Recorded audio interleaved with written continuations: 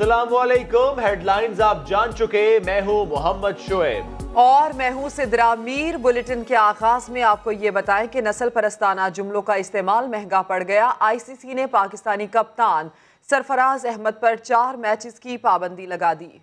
Durban में नस्ल परस्ताना लफ्ज क्यों इस्तेमाल किया? सरफराज ने मुआफी मांगी, फ्लिक वाइफ से हाथ मिलाया, मगर सजा से न बच सके। आईसीसी ने पाकिस्तानी कप्तान पर 4 मैचेस की पाबंदी लगा दी। पाकिस्तानी टीम चौथे वनडे के लिए मैदान में उतरी तो क़यादत शोएब मलिक को मिली। डुप्लेसी भी सरफराज पर पाबंदी से वाकिफ थे। 31 साला विकेट कीपर बैट्समैन को 2 वनडे और 2 T20 मैचेस के लिए मुअत्तल किया गया है। दोबारा कहीं गलती ना हो जाए, सरफराज को आईसीसी के तालीमी प्रोग्राम का हिस्सा भी बनना होगा। सिर्फ सजा काफी नहीं, सरफराज को तालीमी प्रोग्राम का हिस्सा भी बनना होगा। पाकिस्तानी कप्तान को बताया जाएगा कि नस्ली तासुब किस कदर हसास मामला है। ये तालीमी प्रोग्राम कब और कहां होगा, आईसीसी और पीसीबी राबते में रहेंगे। ICC chief executive David Richardson का कहना है कि ऐसे रवैये पर आईसीसी जीरो टॉलरेंस पॉलिसी पर अमल पैरा है। सरफराज अहमद ने अपने एक्शन पर फौरी माफी मांगी और अफसोस का इजहार किया, इसीलिए उन पर कम से कम सजा का इतलाक हुआ। साबिक कप्तान जावेद मियादाद ने कहा है कि सरफराज पर यह पाबंदी मुतवक्के थी। क्रिकेटर्स को मोहतात रवैया इख्तियार करना चाहिए।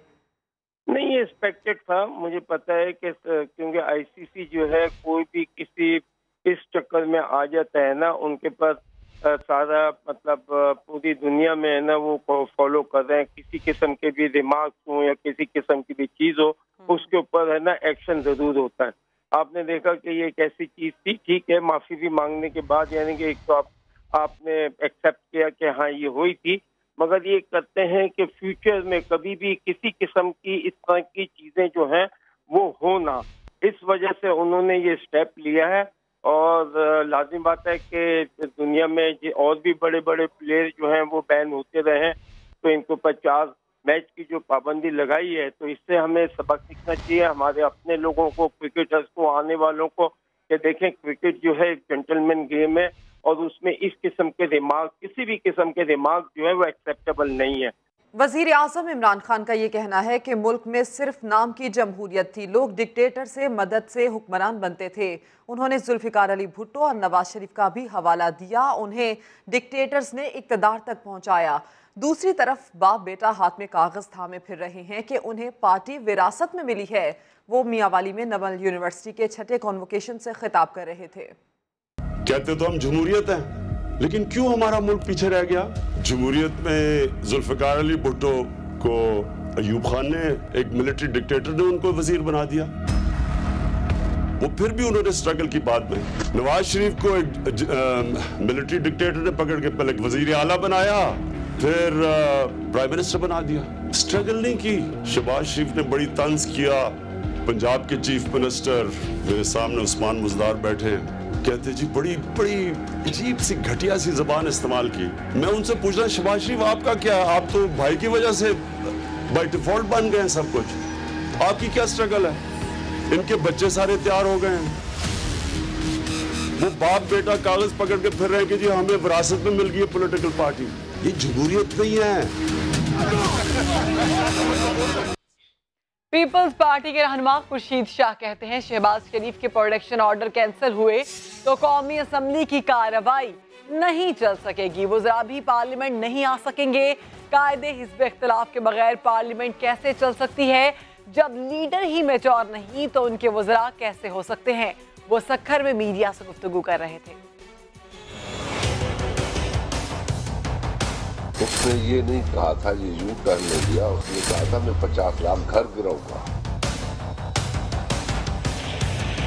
बनाऊंगा नहीं। कराची में या दूसरे शहरों में इस किस्म के घर गिराए जा रहे हैं, शादी हाल गिराए जा रहे हैं। अगर वो सरकारी जमीनों पे कब्जे है, जब बनी गाला को रेगुलराइज किया जा सकता है तो इन चीजों को क्यों नहीं रेगुलराइज किया जाए? कंटेनर से बाहर ही नहीं आया कि वो समझ लेते हैं अब हुक्म मेरी जिम्मेदारियां क्या है, लोगों के मसाइल क्या है, मेरी जिम्मेदारियां। उनकी मैच्योरिटी को यही दिखा रही है कि जिम्मेदारी जब लीडर की सोच, लीडर की सियासत इमेच्योर होगी तो नेचुरली उनके वज़रा भी, उनके कलीग भी, वफाकी वजीर शफकत महमूद का कहना था कि इमरान खान की असम्बली आमद पर हिज़्ब इख्तिलाफ का रवैया ठीक नहीं था। अपोजिशन जमातों के मुंह को खून लगा हुआ है। लाहौर में गुफ्तगू करते हुए बताया कि सानह साहिवाल के मुतासरीन को ऐवान सदर ने नहीं बुलाया, लगता है उन्हें कायमा कमेटी ने बुलाया होगा। मेरा ख्याल है कि ये जो बजट आया है, बजट तो कहना गलत होगा, एक इंसेंटिव पैकेज आया है और उसके अंदर और उसका आप देखें कि हर तरफ से उसका खैर मकदम किया गया है। इमरान खान साहब आए थे और आपने देखा कि किस किस्म का रवैया था अपोजिशन का। मतलब है कि ये तो इनको तो इतनी मुंह में खून लगा हुआ था, पिछले 10 साल से हुकूमत में थे, अब इसे बर्दाश्त नहीं हो रहा। शाह महमूद कुरैशी का कहना था कि पब्लिक अकाउंट्स कमेटी पर हम जिद नहीं कर रहे, लेकिन पीपल्स पार्टी का दोहरा मयार समझ से बालातर है। अपोजिशन कौमी असेंबली में अपना मौक़िफ़ पेश करे और हुल्लड़बाजी ना करे। अकाउंट्स कमेटी का जो चेयरमैन है वो अपोजिशन से होना चाहिए। हम उस पर जिद नहीं कर रहे कि हमारा होना चाहिए। पीपल्स पार्टी यहाँ कौमी असेंबली में इसरार कर रही थी कि चेयरमैन पब्लिक अकाउंट्स कमेटी का हिज़्ब इख्तिलाफ का सरबराह होना चाहिए, लेकिन सिंध में ऐसा करने को तैयार नहीं है। ये दोहरा मयार क्यों है? अगर मरकज में वो चाहते हैं कि कायदे हिज़्ब इख्तिलाफ हो तो सिंध में भी होना चाहिए, पंजाब में भी होना चाहिए। अगर आप समझते हैं कि कायदे हिज़्ब इख्तिलाफ का इस्तेकाक है, उनकी बात सुनी जाए, तो फिर कायदे ऐवान का इस्तेकाक भी है और उसे भी तस्लीम करना होगा। आगे बढ़ेंगे, आपको बताएं वफाकी वज़ीर इत्तलात फवाद चौधरी कहते हैं पाकिस्तान एशिया का तजारती मरकज बनने जा रहा है।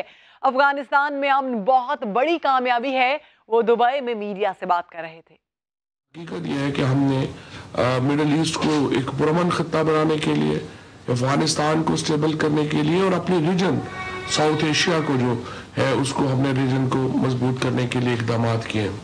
लिहाजा हमारी जो पॉलिसी है वो अमन की पॉलिसी है। हम समझते हैं कि ये पॉलिसी का पाकिस्तान के लोगों को फायदा होगा।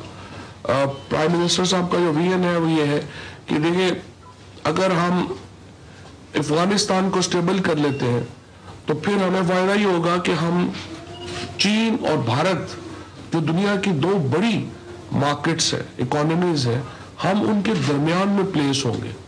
और अफगानिस्तान की स्टेबिलिटी का मतलब ये होगा कि तमाम जो पाकिस्तान का जो रिलेशनशिप है चाइना का, अफगानिस्तान का और इंडिया का जो बनना है, एक ट्रैका बनना है आगे जो सेंट्रल एशियन स्टेट्स हैं उनके साथ, वो फिर पाकिस्तान के जरिए बनेगा। सिंध असम्बली में अपोजिशन लीडर फिरदौस शमीम नकवी ने वसीम अख्तर और सईद गनी को मुनाजरे का चैलेंज दे दिया। कहते हैं अदालत हुक्म में कहीं नहीं लिखा कि इमारतें और शादी हॉल गिरा दो।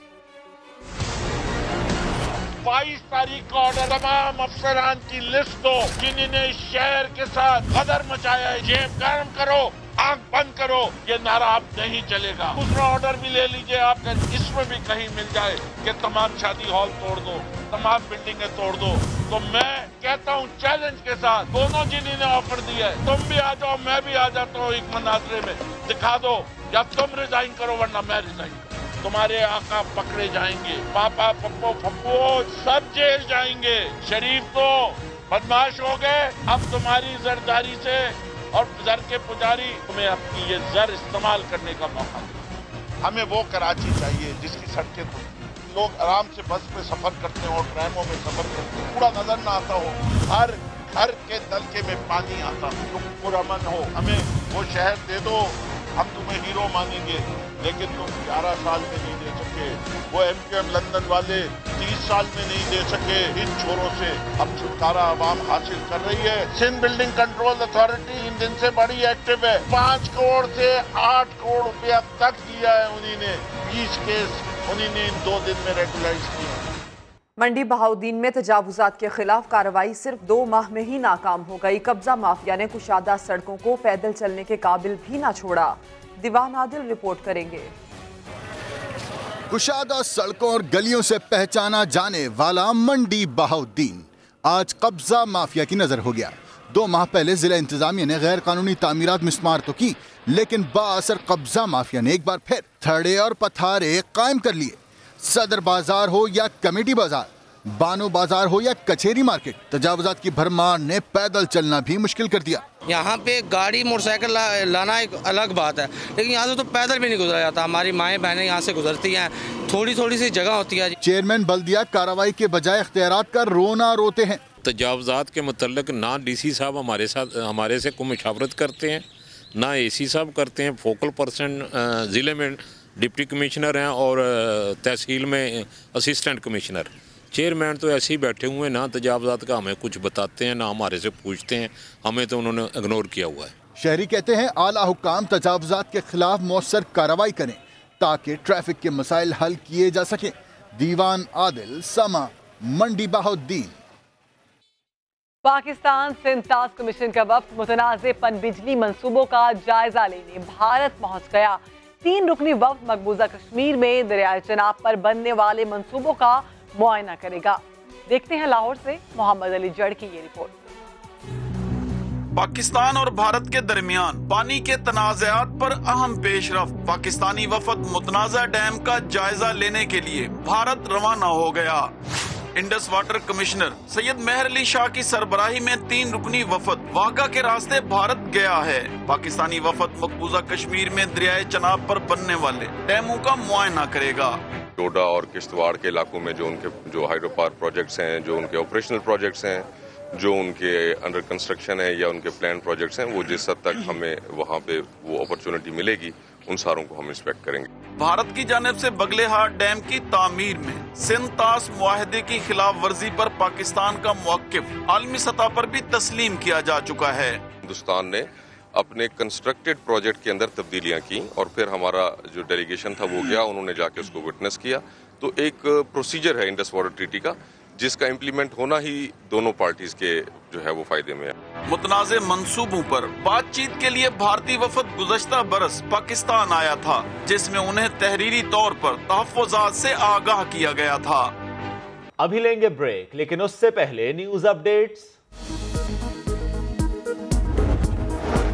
पेशावर में डॉक्टर की गफलत, खातून के पेट में कैंची भूल गए, मरीजा 7 साल से अजियत बर्दाश्त करने पर मजबूर। मुतासिरा खानदान की वजीर आला से इंसाफ की दुहाई। लाहौर में अगवा होने वाले डॉक्टर वसीम की लाश समनाबाद नाले से मिल गई। तावान के लिए 22 जनवरी को अगवा किया गया था। 3 मुल्जिमान को गुज़श्ता रोज गिरफ्तार किया गया था। और गुजरांवाला में CIA ने मुनशियात स्मगल करने की कोशिश नाकाम बना दी। 3 मुनशियात फरोश गिरफ्तार, 12 किलोग्राम चर्स बरामद। मुल्जिमान KPK से मुनशियात पंजाब में सप्लाई करते थे। गिरफ्तार होने वाले मुल्जिमान में ड्रग सप्लायर और डीलर्स दोनों शामिल।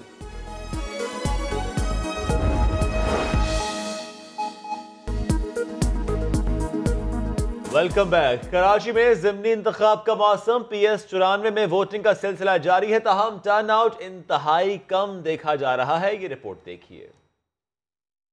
PS 94 लांढी ज़िमनी इंतखाब के लिए पोलिंग का सिलसिला जारी है, मगर वोटर्स टर्न आउट कम है। कहीं सेवरेज के मसाइल तो कहीं वोट डालने में दुश्वारी रही। भी कह रहा कि यहाँ नहीं है, आप आगे वाले में चले जाओ। आगे वाले में चला गया तो फिर कह रहा कि वहाँ से लिखवा के लाओ। ये हाल है। जाओ वहाँ जाओ, परेशानी। और जब आज नहीं रहा हमारा जो ना नाम कभी कहाँ किसी छत्तीस भेज दिया, वहाँ गया, वहाँ से भी दोबारा यहाँ भेजा। सेवरेज का निज़ाम बहुत ख़राब है। महीनों से पानी पड़ा हुआ है, साफ नहीं होता है और आने जाने की बहुत परेशानी है। MQM पाकिस्तान के मोहम्मद हाशिम और PSP के मोहम्मद इरफान ने भी वोट कास्ट किए। तहरीक इंसाफ को भी लोगों ने आजमा लिया और MQM को भी आजमा लिया है। तो इस वक्त जो है PSP ही वाहिद जमात है जो कि लोगों के मसाइल के हल को सलूशन रखती है। और अंडी जो है वो हक परस्तों का इलाका है और यहाँ से पतंगी उड़ेगी इंशाअल्लाह, अल्लाह ताला ने चाहा तो। PTI के MPA बिलाल गफ्फार को भी इंतखाबी मुहिम पर भरोसा है। कैंपेन बहुत जबरदस्त थी। ये PTI ने इधर इनरोच किया है, बहुत मेहनत किया है, पूरी कराची कैबिनेट ने और सारे हमारे MPAs ने बड़ी मेहनत की है। इंतखाबी ड्यूटीज पर लगे जयालों के लिए गर्मा गर्म बिरयानी भी आई। इलेक्शन कमिश्नर सिंध यूसुफ खटक और रेंजर्स के अफसरान ने मुख्तलिफ पोलिंग स्टेशन के दौरे किए और माशाल्लाह बड़े सिक्योरिटी के सही इंतजाम किए गए हैं। और हमारा ट्रेन अमला, तरबियत याफ्ता अमला सही परफॉर्म कर रहे हैं अपनी ड्यूटी और स्मूथली प्रोसेस चल रहा है। यूसुफ अडक कहते हैं पोलिंग का वक्त नहीं बढ़ाया जाएगा। तो वक्त कम है, मुकाबला सख्त है। PS94 के ज़िमनी इंतखाबात में पोलिंग का वक्त खत्म होने में 2 घंटे बाकी रह गए हैं। हमारे नुमाइंदे खुर्शीद आलम और मोहम्मद अली हफीज़ हमारे साथ मौजूद हैं, उनसे बात करते हैं। पहले खुर्शीद आलम की जानिब चलते हैं। खुर्शीद, सुबह के औकात में तो हमने देखा कि टर्न आउट अच्छा नहीं था, इस वक्त कैसी गहमा गहमी है? देखिए, अब 2 घंटे से भी बहुत कम वक्त रह गया है और लांडी 5:30 में मैं जिस गवर्नमेंट स्कूल के बाहर मौजूद हूँ, यहाँ पर आप देख सकते हैं कि लोग अब आना शुरू हो गए हैं। मुख्तलिफ सियासी जमातें अपने वोटरों को बाहर निकालने में कामयाब रही हैं और सबसे अहम बात है कि ख़वातीन बड़ी तादाद में यहाँ पर आ रही हैं और अपना वोट कास्ट कर रही हैं, जा रही हैं अपने अहले खाना के लिए नाश्ता बनाकर, खाना बनाकर। अब वो अपना टाइम निकाला, उन्होंने अपना हक़ राय दही इस्तेमाल करने के लिए आ रही हैं। और मुख्तलिफ पोलिंग स्टेशन में हमने देखा है कि अब लोगों की तादाद बढ़ी है, गो के बहुत लंबी कतारें हमने कहीं नहीं देखी, लेकिन खुशाइन के घरों की बहनें, माएँ, बेटियाँ निकली हैं अपना हक़ राय दही इस्तेमाल करने के लिए और वो अपने घरों से निकली हैं अपनी फैमिलीज़ के साथ। उनके शौहर, उनके वालिद, उनके भाई वो भी उनके साथ हैं और वो अपना वोट कास्ट कर रही हैं। वो बच्चियां भी हमने देखी जिनका नाम वोटर लिस्ट में शामिल हो चुका है और वो बड़ी उम्र की खवातीन यहाँ पर बहरहाल निकली हैं हक़ राय दही का इस्तेमाल करने के लिए। खुर्शीद, आप साथ ही रहिएगा। अली हफीज़ भी साथ मौजूद हैं। अली, ज़िमनी इंतखाब में अक्सर देखा जाता है कि सरकारी मशीनरी का इस्तेमाल होता है, कि आज आपने भी ऐसा कुछ मामला देखा? जी बिल्कुल, लांडी नंबर 6 का इलाका है, यहाँ पर पीपल्स पार्टी का इंतखाबी कैंप है जहाँ पर जियाले जो है खुल गाड़ी, सरकारी गाड़ी का इस्तेमाल कर रहे थे। हमने उनसे दरियाफ्त किया कि सरकारी नंबर प्लेट है, ये सरकारी गाड़ी है, ये सियासी मकसद के लिए क्यों इस्तेमाल हो रही है? तो इनका कहना है कि हमारे जो ज़िला के सदर है वो ही गाड़ी इस्तेमाल कर रहे हैं। खाना लेके वो उस गाड़ी में आए थे। जब हमने उनसे सवाल किया तो परेशान हो गए जियाले और वहाँ से चले गए। सूरत हाल ये है कि जिस तरह इंतखाबी मुहिम चलाई गई थी लांडी में, तो उस तरह लोग नहीं निकले। अब दोपहर के 3 बजे के बाद का वक्त हो चुका है, अब लोग निकलना शुरू है। लांडी नंबर 1, 2, लांडी नंबर 6, कुरंगी में जो है इंतखाबी कैंपों में रश अब बढ़ना शुरू हुआ है। कहा जा रहा है कि 5 बजे तक अब लोग मजीद निकल जाएंगे और अब देखना ये कि इस हल्के का सुल्तान कौन होता है और यहाँ से कौन कामयाबी हासिल करता है। ये तो एक अहम सवाल है, जवाब इसका भी आ जाएगा। लेकिन जब समा ने किया था सवाल कि सरकारी गाड़ी का क्यों हुआ इस्तेमाल, तो क्या था जवाब, क्या था मामला, आपको दिखाएंगे। किसकी गाड़ी है ये? हमारे सदर साहब, वो सरकारी गाड़ी है। तो वो 2 मिनट आए हुए थे काम के लिए, इसीलिए मतलब गाड़ी नहीं, गाड़ी तो सरकारी है, सरकार की काम की है। तो गाड़ी आप इलेक्शन में इस्तेमाल कर रहे हैं? नहीं, खाना देने आए हम लोग, खाना देने आए। इसी मामले पर हमें अपडेट कर रहे थे खुर्शीद आलम और मोहम्मद अली हफीज़। आप दोनों नुमाइंदगान का शुक्रिया। Welcome back. सरफराज अहमद पर 4 मैचेस की पाबंदी। PCB ने ICC के फैसले पर मायूसी का इजहार किया है। सरफराज अहमद को वतन वापस बुलाने का फैसला कर लिया गया है। मजीद बात करेंगे अली हाशमी से। अली, मुख्तलिफ ऑप्शंस पर गौर किया जा रहा था, फैसला कर लिया गया कि वापस बुलाया जाएगा। जी, ये फैसला कर लिया गया कि उनको वापस बुलाया जाएगा और उनकी जगह शोएब मलिक जो है वो टीम की क़यादत करेंगे। PCB का कहना यह था कि ये जो फैसला है ये बहुत मायूस कुन है और जबकि खिलाड़ी जो था वो इस सिलसिले में माफी भी मांग चुका था और सरफराज ने पब्लिकली भी इसकी माफी मांगी थी और वेस्ट इंडिया जो साउथ अफ्रीकन बोर्ड था उसने भी इसको तस्लीम कर लिया था। इस सारे मामले को जो था वो हल हो चुका था, लेकिन अचानक ही माफी मांग ली थी, माफी कबूल भी कर ली थी, लेकिन अब बहरहाल मायूसी का इजहार किया गया PCB की तरफ से और वापस बुलाने का फैसला किया गया। अली हाशमी, आपने अपडेट किया, शुक्रिया। मौसम की बात करते हैं। मलिका कोहसार में बर्फबारी के बाद सयाहों की बड़ी तादाद मौसम का मजा लेने पहुंच गई।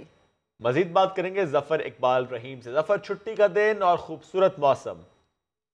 ये कई रोज के अबर आलूद मौसम के बाद आज मलिका कोहसार मरीख का मतला बिल्कुल साफ हो गया है और सूरज अपनी पूरी आबोताब के साथ निकल आया। लेकिन ये भी है कि इसके बावजूद सर्दी की शिद्दत में कोई कमी वाक़या ना हो सकी और आज सुबह भी यहाँ दर्जा हरारत जो है वो -6 रिकॉर्ड किया गया। महकमा शरात पंजाब ने मरी की तमाम अहम सड़कों से बर्फ़ हटाकर साफ कर दी है और ट्रैफिक रवां दवा है।